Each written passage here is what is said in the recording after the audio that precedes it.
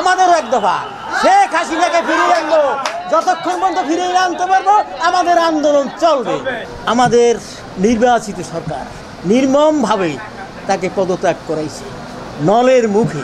আমরা ঐক্যবদ্ধভাবে গণতান্ত্রিক পদ্ধতিতে আমরা আন্দোলন করব, নিরস্ত্রভাবে অহিংসভাবে আমরা এই আন্দোলন করব।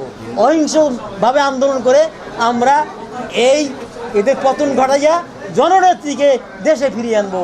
এই জনগণের সাথে নিয়ে আমরা জনগণের নেতৃত্বে ফিরিয়ে আনবো এবং আগামীতে আমরা এই জনগণের দল আওয়ামী লীগ একে মুছে ফেলা যাবে না।